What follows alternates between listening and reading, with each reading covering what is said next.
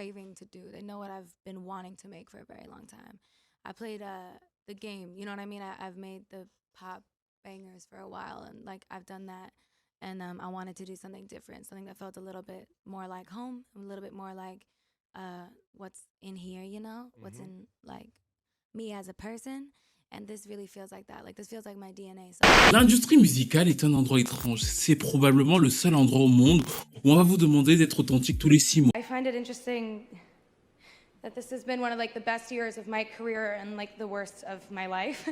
I'm not saying that for sympathy. I'm just saying that because I feel like a lot of people would look at someone in my position right now, I guess, like Woman of the Year, an artist that could be at her peak, like reaching her, you know, whatever, and think she's really got her shit together, you know, like she's really on it, like she's got it all. And I do, but as far as like my personal life goes, I really have no idea what the fuck I'm doing. Un jour, on va vous dire que vous êtes trop commercial. Le lendemain, vous n'êtes pas assez grand public.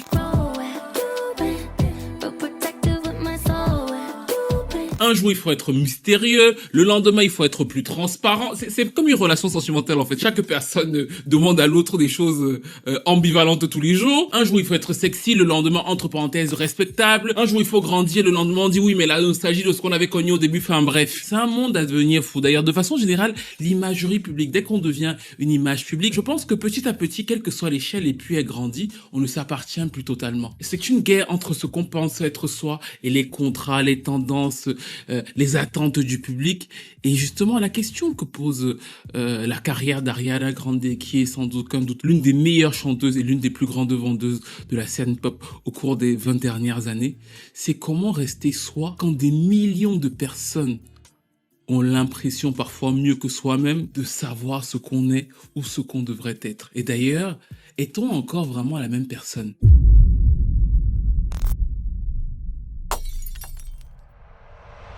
2011, nous sommes dans le studio d'un producteur qui s'appelle Harmony Samuels. Il a travaillé pour plein de chanteurs R&B et plein de chanteuses R&B. Et là, ce soir-là, dans le studio, il est avec une chanteuse qui s'appelle Georgine Spark. On a fait une vidéo sur elle, ancienne de American Idol. Certains se souviennent peut-être de son duo avec Chris Brown. Là, Georgine Spark, qui est encore une voix R&B pop marquante de l'époque, elle compte encore, vient de flopper avec son second album.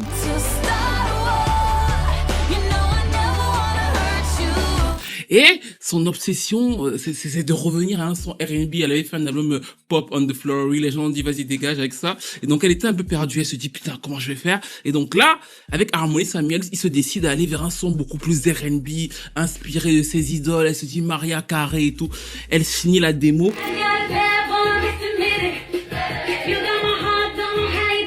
Et elle est fière d'elle, elle a 2 autres chansons, sauf qu'elle va vers son label RCA et elle leur dit, les gars, j'ai ma chanson R&B inspirée de Maria, je fais mes armeaux, j'abandonne un peu le son pop on the floor, là, je reviens au vrai. Avant qu'elle finisse de terminer la phrase, ils lui disent, vas-y, dégage. Tu vas jamais réussir à vendre du R&B, nous sommes en 2011, on veut des on the floor, c'est pas pour toi. Emotional damage. Georgine pleure.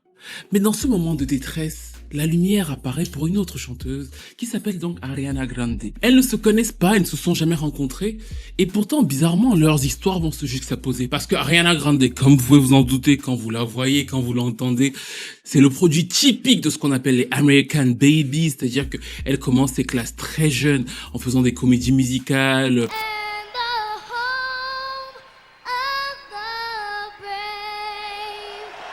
Elle interprète Annie, elle est cheerleader à Broadway à 13 ans. Et bizarrement, le fait de faire des comédies musicales est quelque chose qui la passionne, qui l'anime, mais elle a grandi en écoutant énormément de chanteuses à voix qui l'ont inspirée. Whitney Houston, Mariah Carey, Brandy, India Arie. C'est vraiment l'essence de ce qu'elle aime musicalement. D'ailleurs, la première fois qu'elle arrive à Los Angeles et qu'elle voit des producteurs, elle leur dit qu'elle veut être chanteuse et elle leur dit que en fait, elle veut faire un album de R&B, en fait. Elle leur dit, franchement, les gars, ce que j'aimerais faire, c'est un vrai album de R&B. Sauf que, encore une fois, de la même façon qu'ils ont dit à Georgine Spark, ils disent, mais regarde-moi ça. Tu vas vendre du R&B à qui, en fait, toi? Mais personne ne veut ça. Donc, du coup, on lui dit, va te faire un...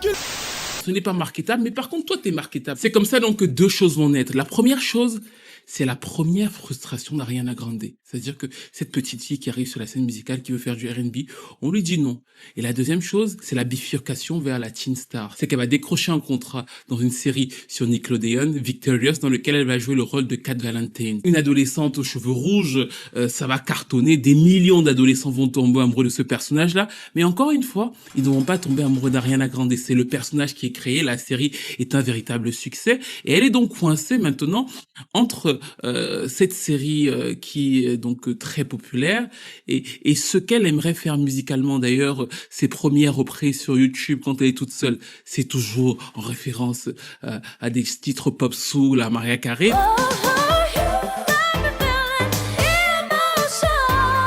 Mais c'est pas ce que le public qui la regarde peut aimer. Ils sont très détachés de ça. Et cette prison, qui est donc sa première prison, va se confirmer sur la toute première chanson qu'ils lui font sortir, qui s'appelle Put Your Hearts Up, un titre pop électro qu'elle va elle-même avouer quelques années plus tard avoir totalement détesté.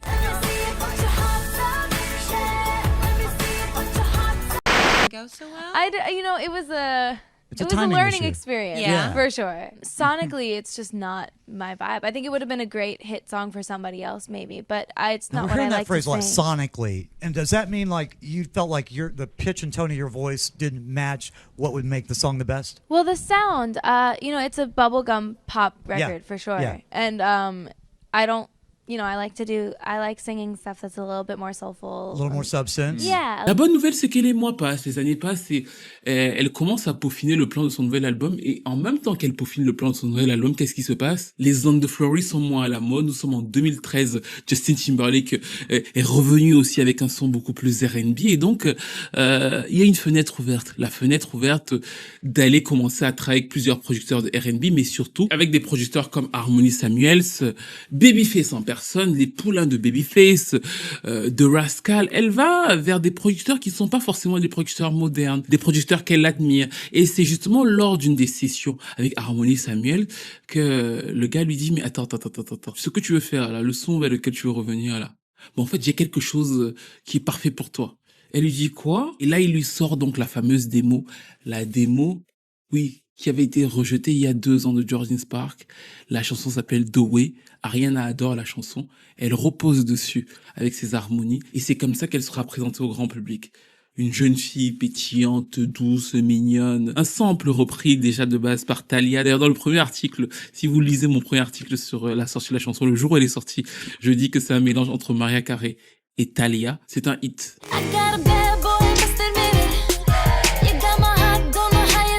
La première chose pour moi, je m'en souviens toujours très bien, c'est que c'est un vent de fraîcheur. C'est-à-dire que les pop stars s'étaient tellement acidulés à faire des chansons boum, boum, boum, hormis peut-être Adele, que voir une pop star toute douce, toute mignonne, venir avec un titre rétro et en même temps frais, ça apportait véritablement quelque chose. Donc d'un coup, en étant pour la première fois de sa vie, en tout cas en se proposant comme l'artiste complète qu'elle est en tant que Ariana Grande, elle a réussi donc du coup à apporter une sorte de fraîcheur sur le mainstream, avec aussi le fait que en fait c'était véritablement chanté. On entend dans la chanson que c'est une chanteuse qui sait chanter, qui veut chanter, elle vous le démontre en live.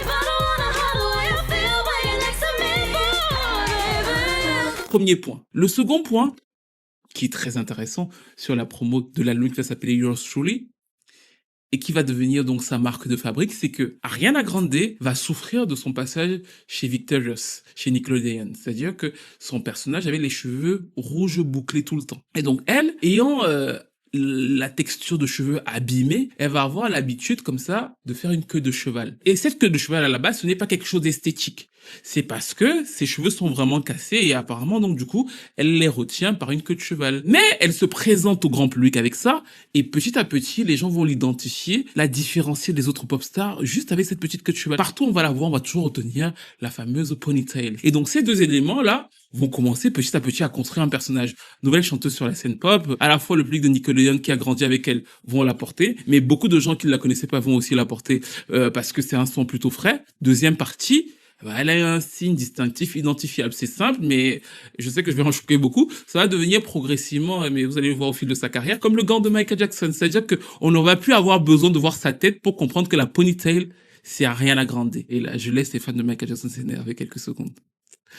Je peux continuer.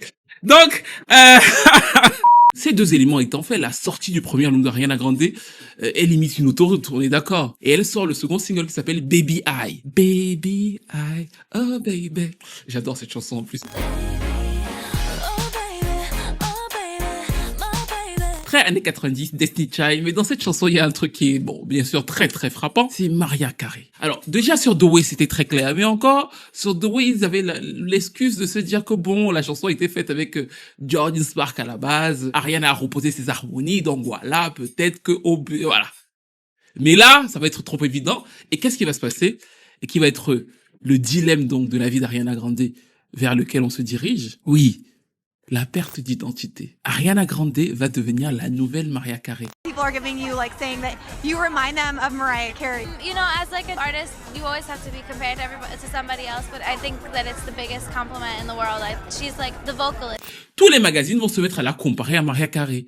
Et bien sûr, Mariah Carey, c'est son idole.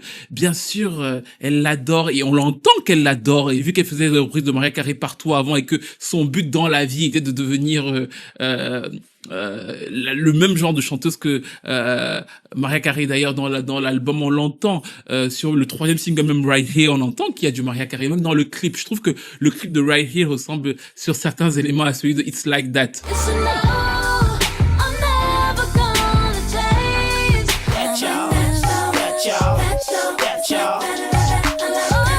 Mais si au début elle dit fièrement bah oui, c'est cool d'être comparée à la plus grande chanteuse sur Terre, progressivement ça devient une frustration. Je me rappelle toujours, je sais pas si certains s'en souviennent, de la vidéo des Grammy Awards qui font une publication, ils comparent directement à Ariana Grande et Mariah Carey. C'est les Grammy qui font ça. Donc du coup, c'est un emballement médiatique où chaque fois qu'elle est quelque part, on lui demande Mariah Carey, Mariah Carey. Donc de fait, ça peut devenir, ça peut l'effacer, ce qu'elle est en train de construire. I take it as a huge compliment because Mariah is the queen vocalist, and so I think that's a huge compliment. But I really just can't wait for people to hear the rest of the music and the rest of the album so that they can know what Ariana's about. And I think it's a huge compliment. I love Mariah. Yours Truly sort. Il y a une polémique d'ailleurs autour de la sortie de l'album de Yours Truly parce que la première pochette qu'ils font, je sais pas si vous vous en souvenez, est un peu gênante. On a l'impression que le changement d'image est brut parce que elle était la petite-fille de Nickelodeon. Ils en font quelque chose de très sexy. Il joue sur son image juvénile avec une image sexy qui ne lui correspond pas. Là encore, les gens sautent dessus pour dire ce n'est pas la vraie Ariana Grande parce que c'est le combat en fait, le combat d'Ariana Grande. Et je vais vous donner une image pour que vous la reteniez parce que c'est vers cette image-là qu'on déroule la vidéo. C'est que les Grecs avaient un bateau, le bateau de Thésée. Je sais pas si vous connaissez l'histoire, je vous raconte rapidement. Les Grecs avaient un bateau, ça veut dire putain, c'est une vidéo de style de musique Phoenix. Il nous parle d'Ariana Grande et des Grecs. Bon, les Grecs avec un bateau, c'est le bateau de Thésée. C'est un monsieur qui, selon la mythologie, avait battu, je crois, le Minotaure. Et quand il revient de la bataille, ils vont garder son bateau. Et chaque fois que il va y avoir des pièces à changer du bateau, ils vont le changer, jusqu'à ce que on change toutes les pièces du bateau et qu'on continue à l'appeler malgré tout le bateau de Thésée. Et donc du coup, vu que vous me souvenez, ça reste le combat d'Ariana Grande. Ariana Grande est toujours en train de se dire comment je peux faire pour rester moi-même. Maintenant, on me compare à Mariah Carey. Et bien sûr, dans cette période, la personne qui n'apprécie absolument pas, parce que ça, c'est sa personnalité, d'être comparée à Ariana, c'est bien sûr Mariah Carey. Et il y a cette fameuse interview où on lui demande ce qu'elle pense du fait que Ariana Grande soit une jeune Mariah Carey. Et j'adore sa réponse parce qu'elle commence en disant First of all, I'm still young. Ariana Grande, they always say she's a young Mariah. How do you feel about those comparisons? First of all, I'm still young because I discount numbers. Numerically speaking, Okay. I stopped counting at 17, so I don't know. Et après, à la fin, on comprend qu'il y a une animosité, pas personnelle, mais que Maria ne supporte pas cette comparaison. Et elle dit, bon, après, je souhaite bonne chance à tout le monde. Ce qui va faire en sorte que je me rappelle très bien que Ariana Grande va changer de fusil d'épaule. J'ai encore un article d'elle, je crois, de Billboard en 2014, que j'avais d'ailleurs traduit, où on lui demande quelles sont tes 5 chanteuses préférées, les 5 chanteuses qui sont le plus inspirées.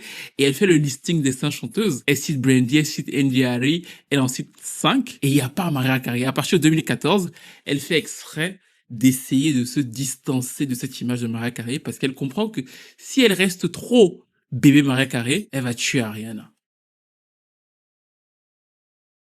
L'industrie musicale, comme on l'a dit, c'est une jungle.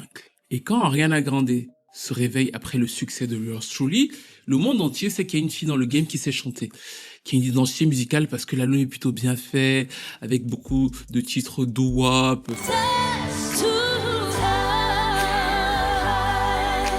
L'album est respecté en fait pour ce qu'il est, mais elle n'a pas encore la notoriété d'être une pop star. Et il y a deux voix qui s'offrent à elle. Si elle continue dans du Yours Truly, elle a de fortes chances donc d'être ensevelie par ce truc de chanteuse has-been ou alors de petite sœur de grande chanteuse de l'époque. Si elle rentre vers quelque chose de trop baby, pour les ados de Nickelodeon, bah c'est foutu pour elle, bah plus personne la prendra au sérieux. Et donc de fait, son manager qui s'appelle Scooter Brown, certains le connaissent bien, d'ailleurs il mériterait peut-être une vidéo entière, célèbre manager de Justin Bieber et de tant d'autres, décide de couper la poire en deux. Il lui dit, on va faire de toi une superstar. On va avoir l'audace de se dire, tu seras une aussi grosse pop star que toutes les grosses pop stars, mais en même temps, et c'est elle qui lui répond, bah, moi je veux garder mon identité. Je veux garder des pièces qui font en sorte que je suis toujours moi. Il faut pas que ton truc de superstar là m'évapore totalement. C'est là donc que ils vont penser à l'album qui s'appelle donc My Everything, qui est lancé par la chanson Problem, produite par Max Martin. Et en fait, c'est très intéressant parce que dès que vous écoutez Problem, vous savez que nous sommes en 2014, c'est un tube pop ficelé pour les radios, la structure, le refrain, le saxophone. Dès que vous entendez ce saxophone, vous le retenez immédiatement. C'est-à-dire que moi, j'ai pas écouté la chanson depuis 10 ans. Je le connais, en fait. Il est très efficace. Max Martin, c'est le producteur qui fait le plus de hits pour toutes les grosses pop stars. Donc, quand on sait qu'on va vers lui, on lui dit, on a besoin d'efficacité pour les radios. On a besoin que les gens écoutent, réécoutent, machin, qui meurent chaque fois qu'ils entendent une chanson de cette fille. Et pendant ce temps-là, on va peaufiner, on va continuer à peaufiner ses petits mouvements sur scène et surtout son fameux ponytail. Parce que le ponytail, malgré tout, il s'imprime de plus en plus dans la tête des gens qui la regardent. Iggy Azalea cartonne à l'époque, donc Problem est un gros succès pour Ariana Grande et ça devient vraiment là, à partir de là, ces immenses mastodontes pop. Le second single s'appelle Break Free. Là encore, c'est Max Martin. Là, c'est un titre beaucoup plus pop électro. J'avais toujours trouvé le clip très cheap pour ce qu'il était de l'époque, mais en tout cas, on voit, quand on comprend qu'il n'y a rien à grandir à la base, que l'air est faite pour toucher le maximum de monde. C'est-à-dire qu'il la réinstalle en se disant, ça va pu être un produit d'appel d'une certaine époque, mais il faut que tu t'ancres dans le quotidien des jeunes de ton époque, et c'est véritablement à ça que sert My Everything. C'est un missile pop envoyé pour pouvoir ratisser le plus large possible. Quasiment tous les singles, on va avoir la chanson exploité par JCD, Bang Bang, où on retrouve Nicki Minaj. On va avoir Love Me Hard, qui a déjà un côté synthé pop années 80. On va avoir One Last Time, qui était encore un titre pop électro, d'ailleurs sur la version française, parce qu'ils vont l'exploiter en France, ils vont inviter Kenji Girac. Et qu'est-ce qui est frappant dans tout ce que je viens de vous dire? Bah oui, ce n'est pas Ariana Grande. Oui, beaucoup d'entre vous vont se dire, mais de quoi il nous parle? Oui, vous l'avez découvert comme ça, on est d'accord, pour beaucoup d'entre vous. Mais si l'histoire que je vous raconte est une vraie histoire, et elle est vraie, parce que c'est moi qui vous la raconte. And it's like a sweeter, more mature side of my voice, I feel like. It's like using newer parts of my range that I don't get to showcase on my like radio ones that are like and I'm like word. With all due respect, I'm just saying that. Like, you know when you hear something too many times on the radio and you're like, wow, that song that's like and I'm like you know. Bah du coup vous êtes en train de vous dire oui, c'est quand même bizarre, les chansons qui ont fait en sorte que la majeure partie des gens la découvrent, ce n'est pas du vrai Ariana Grande. En revanche, si vous écoutez l'album My Everything, d'ailleurs la chanson My Everything ressemble beaucoup à la manière dont Ariana Grande, qui arrivait sur la scène à Los Angeles, là se pense très huilée, très voilà.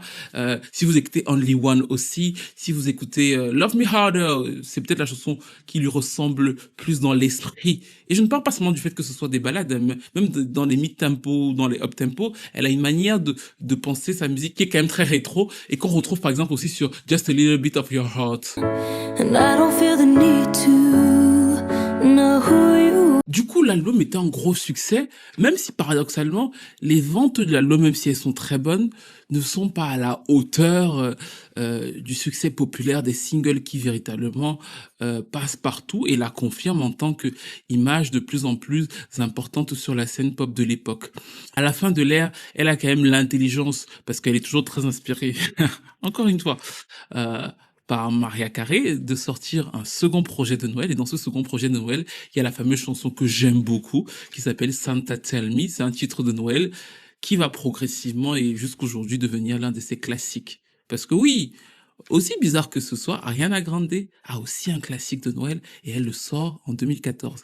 Efficace, simple, mais à partir de ce moment-là, en 2015, elle a quand même gagné quelque chose. Elle commence à avoir des hits pop, elle réussit à garder un attrait pour le R&B qu'elle aime, et en même temps, comme son idole, elle s'assure d'être une valeur présente tous les Noëls dans les radios.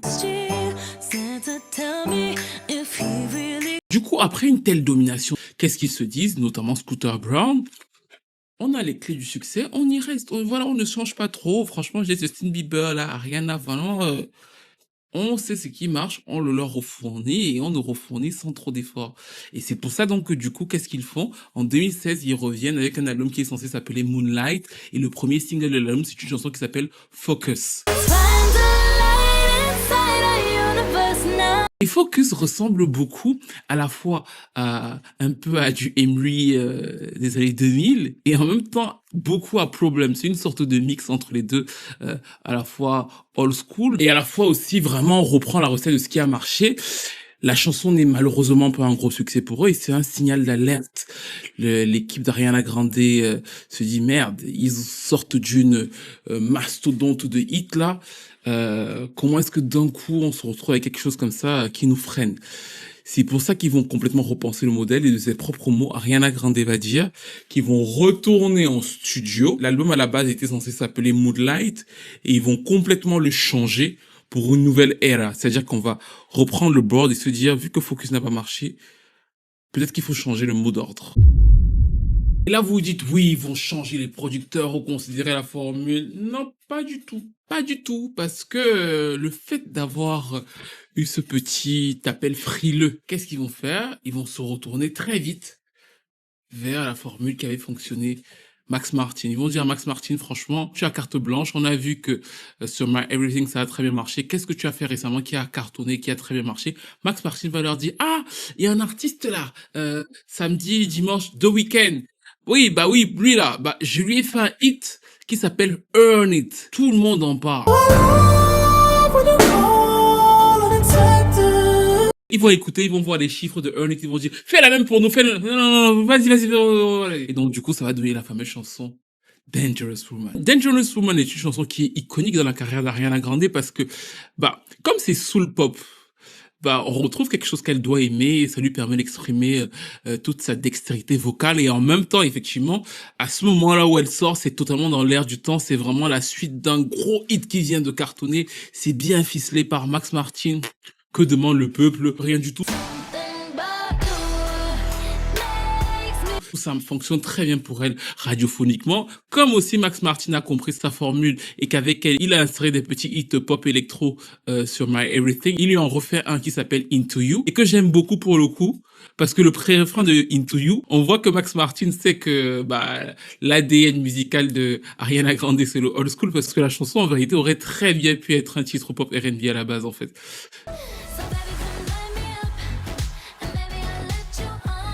Et c'est un autre succès pour elle. Et dans l'album, il y a la chanson Side by Side, qui au début, je n'y croyais pas trop. Je me rappelle quand j'avais écouté l'album, je ne trouvais pas que c'était un hit évident. Et c'est devenu progressivement une chanson que j'ai beaucoup écoutée dans l'album. Et donc du coup, ça a aussi été exploité en single avec Nicki Minaj. Et c'est un gros succès pour Ariana Grande.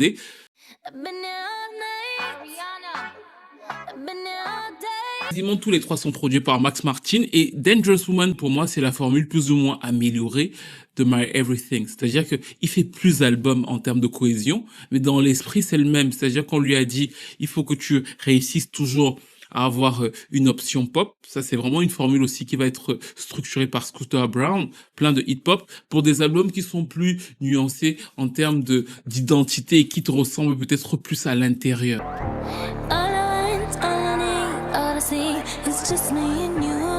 Avec ce disque et sa tournée, Ariana semble trouver un équilibre, surtout que c'est à cette période-là que les carrières de chanteuses comme Katy Perry s'effondrent, Gaga est moins en vue, et elle devient progressivement, avec Taylor Swift, la chanteuse pop qui tient le game, ou en tout cas qui enchaîne de plus en plus facilement les hits pop.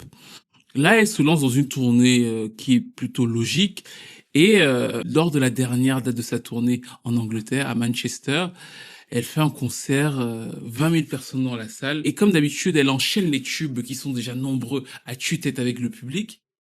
Et le concert se termine.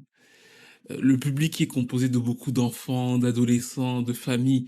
Ils sont censés rentrer chez eux. Et là, il y a une explosion dans la salle de concert. 22 personnes meurent. Et c'est un événement traumatisant. Bien sûr, pour les milliers de personnes qui sont dans cette salle de concert, mais aussi pour la chanteuse. Elle est saine et sauve, mais elle le vit extrêmement mal. Elle a expliqué qu'elle souffre de PTSD, de stress post-traumatique. Elle va même poster une image de son cerveau sur Internet, et on va voir à quel point son état de stress est élevé depuis l'attentat. C'est un des moments majeurs de sa vie parce que la chanson One Last Time va devenir un hymne pour les victimes de Manchester. Elle va faire des dons importants aux familles des victimes. Mais la question qui va se poser pour elle à ce moment de sa vie personnelle et de sa carrière musicale, c'est qu'elle aura passé beaucoup d'années, on va dire, un peu égocentrées. Parce que c'est notre petit navire depuis le début. On essaie de savoir comment Ariana peut devenir Ariana, peut être Ariana, alors que des millions de personnes la regardent. Mais la question qui se pose après Manchester est de savoir comment continuer et qui tu es après ça. La paix. Au début de la vidéo, on a vu une jeune dame qui cherchait éperdument à avoir une carrière. Et avoir une carrière, malgré tout, comme on a pu le comprendre, c'est la guerre. Après Manchester, Ariana Grande cherche, alors de façon un peu bizarre, à avoir la paix.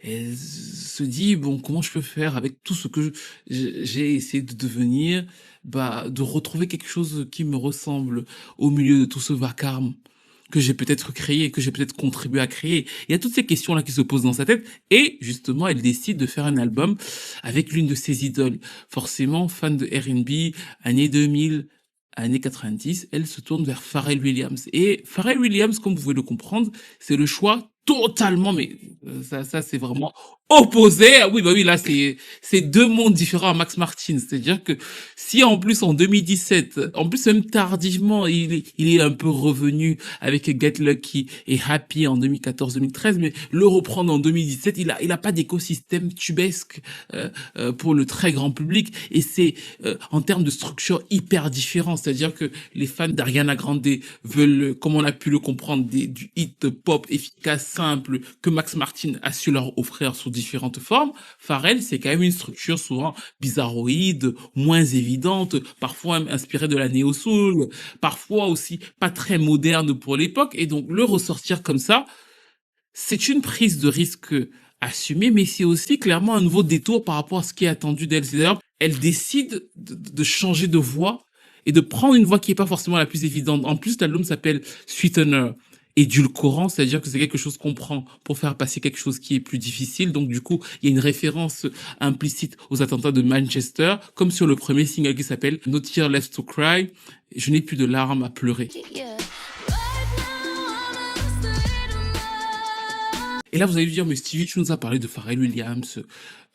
Là, on a écouté No Tears Left to Cry. C'est une chanson encore pop, comme d'habitude. Oui! Parce que, encore une fois, elle a été obligée de couper la poire en deux. No Tears Left to Cry et God is a Woman, qui sont les deux premiers singles de l'album Sweetener, sont produits par Max Martin. C'est-à-dire que le label, sur le projet où elle s'est dit je vais être plus entière, ils ont quand même tenu à lui dire ok, tes trucs avec Pharrell là. Mais les deux premiers singles, on donne ça à quelqu'un qui peut nous faire du single radio. Et maintenant, sur le reste, vous pouvez vous amuser. C'est d'ailleurs pour ça que l'album a été très mal reçu par une grosse partie de son public. Parce qu'on les a appâtés avec des titres pop lisses. Et dès qu'ils sont rentrés dans l'album, ils auront trouvé quelque chose de plus torturée, d'une femme qui avait parfois besoin de se reconstruire. Sur des titres comme Get Well Soon, Better Off, Breathing, l'album est beaucoup moins évident pour des femmes de pop facile. Went and had sat and had therapy and have really been working through recovering from what took place in Manchester with your fans, with your family, with yourself? It's just about like just being there for each other and like helping each other through scary times and like anxiety and you know, some dark shit out there, man. It is. So we just have to like be there for each other as much as we can, because you never fucking know, you know. So Et ça lui a montré quelque chose auquel elle ne s'attendait pas forcément, c'est que à la moindre écartade du schéma qui avait été construit, il y a une grosse partie du public qui lui dit non, non, non, non, non. Maintenant, Ariana Grande, c'est des single pop. Encore une fois, une sorte d'entrave à la personne qu'elle essaie d'être. Et le sauvetage dans cet album-là va venir des Grammy Awards, parce qu'elle va gagner en 2018 le Grammy Award de la meilleure performance vocale pop pour cet album-là, Grammy que je trouve mérité parce que je trouve que c'est son album le plus vocal, très très très précis sur les détails, et c'est aussi l'album, je pense, où elle se détache encore plus de l'imagerie des chanteuses à voix, à savoir Maria et Whitney, pour vraiment se rapprocher plus dans l'idée des tricoteuses, c'est-à-dire que l'autre versant de Maria est plutôt Brandy, en fait, dans la manière dont les chœurs sont structurés dans cet album-là. Et si l'album a un succès, on va dire, moins important que les précédents, ça aurait pu passer si elle n'avait pas connu un nouveau drame. C'est-à-dire qu'un seul mois après la sortie de l'album, Mac Miller, le rappeur avec lequel tout a commencé plus ou moins dans sa carrière mainstream, qui était aussi son ex-petite amie, en fait, décède en septembre 2018. En octobre 2018, elle rompt avec son petit ami Pete Davidson, qui a d'ailleurs une chanson dédiée dans l'album Sweetener. Et alors que Sweetener était censé être l'album qui la sort de l'eau, en fait, il la replonge dans de nouvelles tribulations, parce que, c'est dur personnellement ce qu'elle vit, à savoir le décès d'une personne qu'on a aimée, une rupture sentimentale, mais en plus, les réseaux sociaux, au moment où Mac Miller décède, cherchent à trouver une coupable, ou alors un coupable. Et la coupable bien trouvée pour eux, c'est Ariana Grande. C'est son ex, elle n'a pas été assez présente. Elle se prend une vague de haine incroyable autour du décès de son ex alors qu'elle n'y était pour rien. Elle est hyper critiquée aussi, mais ça, ce sera l'objet de la seconde vidéo sur Ariana Grande, sur ses relations sentimentales, le fait d'enchaîner à l'instar de...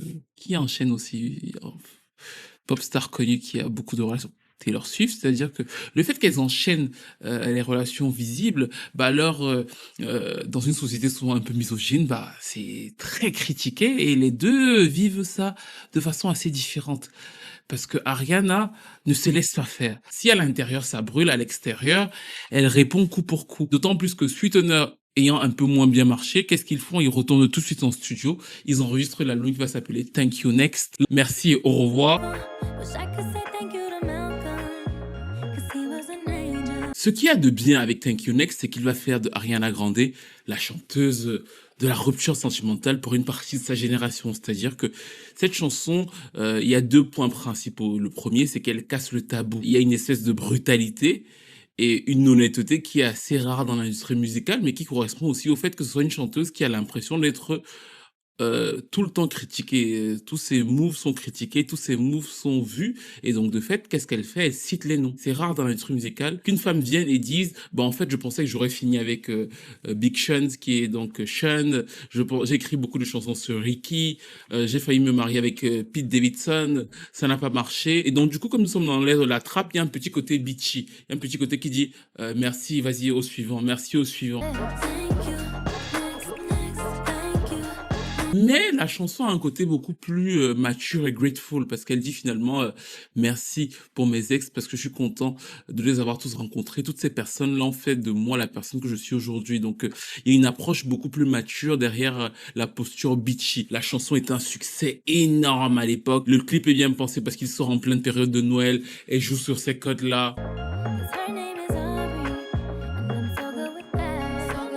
Et l'album qui arrive dans Thank You Next, pour moi, est un album important pour Ariana Grande, parce que c'est un peu l'album où, humainement, elle réussit à retrouver toutes les parties d'elle-même. À la fois, effectivement, il y a le succès populaire, mais elle réussit donc, du coup, là, à faire une sorte de best-of d'elle-même, à petite échelle, c'est-à-dire que elle prend le contrôle de la narrative. C'est elle qui dit ce qu'on va dire d'elle ou comment elle l'exprime. Ce ne sont plus les autres qui vont diriger comment sont vues ses relations sentimentales. Et bien sûr, le second single que j'imagine que vous connaissez tous, qui s'appelle donc Seven Rings.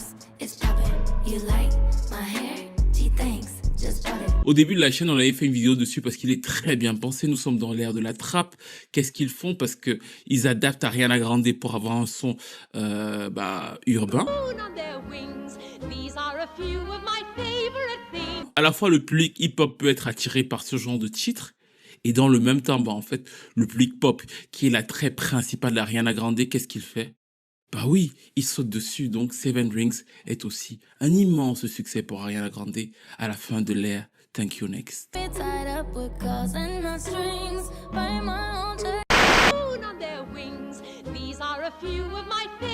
Le dernier single de l'album s'appelle Break Up With Me On Board, c'est aussi un succès. Et donc Ariana Grande réussit encore une fois à remplir son contrat aux yeux du grand public. Quand l'année 2019 se termine, franchement, j'ai envie de vous dire, elle se dit bad bitch, quoi. J'ai réussi à faire plaisir à la fois à la maison de disques, tabasser les haters. C'est vrai que sa vie privée est pas au mieux et que c'est une amoureuse de l'amour, donc voilà. Mais en vrai, le bilan est plutôt positif. Qu'auriez-vous fait à sa place? Au vu de tout ce qu'on s'est dit depuis le début, au vu de toutes les tribulations, de tout, là, elle sort un album avec des singles trap, pop, qui réussissent à toucher un très large public et elle réussit à répondre à toutes les accusations. Qu'auriez-vous fait à sa place à ce moment-là? Bah oui, si vous la comprenez, si vous comprenez son combat qui est le combat de dire je dois être moi dans l'industrie musicale, à ce moment précis, c'était le meilleur moment pour elle de faire son album R&B. C'est pour ça qu'elle est venue chez... Elle n'était pas venue à la base pour autre chose, elle était venue pour faire ça. Donc du coup, au moment où elle se sent le plus forte dans le game, qu'est-ce qu'elle fait? Elle pond l'album R&B qui s'appelle Position. Putain de bonne chanson d'ailleurs. Position est un beau hit pour Ariana Grande parce que il a cette base R&B avec une structure pop lisse qui permet d'attirer le grand public et le clip est plutôt réussi, drôle, bon moment pop pour elle. Il est suivi par un second single 34 plus 35 qui est plutôt explicite. Et là, l'album arrive. L'album sort avec un gros hit. Et qu'est-ce qui se passe inévitablement? Ariana Grande fait un des moins bons démarrages de sa carrière avec cet album-là, avec un backlash incroyable. Mais je trouve toujours ce truc assez incroyable. Un backlash incroyable de sa basse scène. Position est pourtant l'un des meilleurs albums d'Ariana Grande. Vraiment, on y retrouve de très bons titres comme Off the Table, My Hair, que lui produit Scott Storch. Mais là encore, elle va se sentir piégée par une grosse partie de son audience. Ils avaient été habitués à avoir 2-3 titres R&B par album et à avoir une Ariana Grande ciselée pop sur un format évident.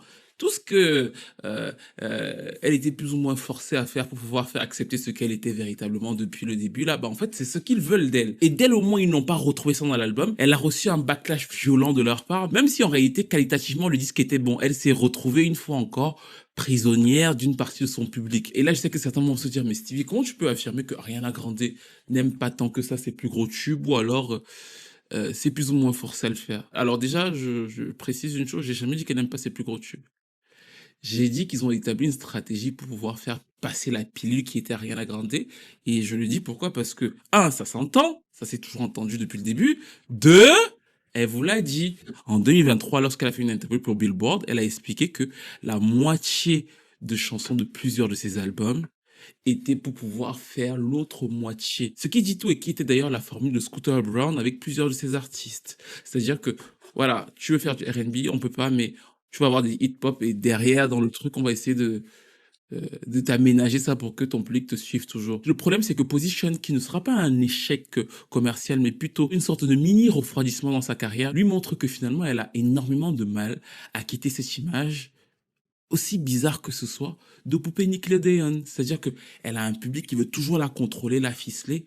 Et les polémiques vont s'enchaîner parce qu'elle va devenir une briseuse de mari. Le stress post-traumatique des événements de Manchester vont continuer à l'affaiblir. Elle va sortir une comédie musicale qui va s'appeler Wicked, qui va être hyper bien reçue par les critiques, mais divisée par beaucoup. Elle a perdu énormément de poids. Son poids fait peur à tout le monde. Elle prépare la sortie d'un album et le premier single est justement une chanson dans laquelle elle répond exactement à quasiment tout ce que je vous dis depuis le début. Au fait qu'elle soit prisonnière, non seulement des médias, mais de ses propres fans.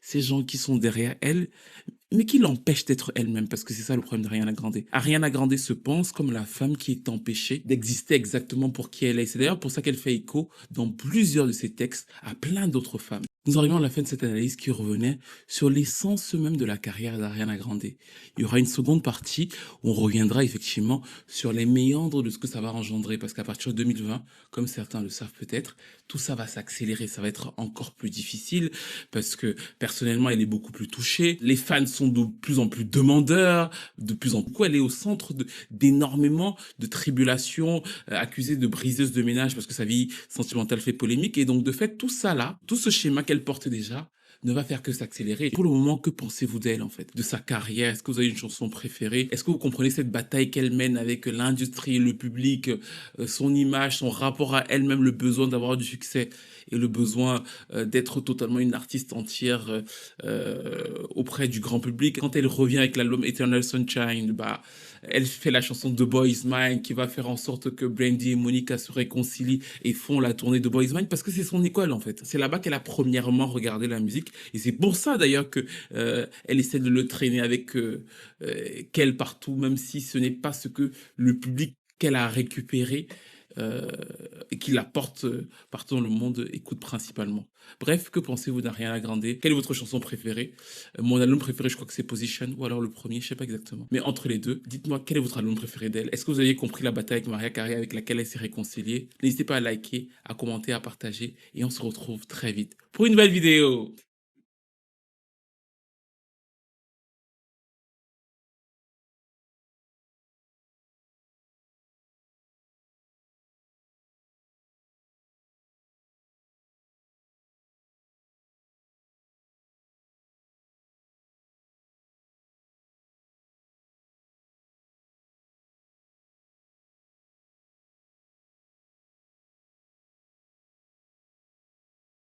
Et juste pour l'histoire de cette veste, il faut savoir qu'à la base, j'étais en train d'essayer pour aller à un rendez-vous.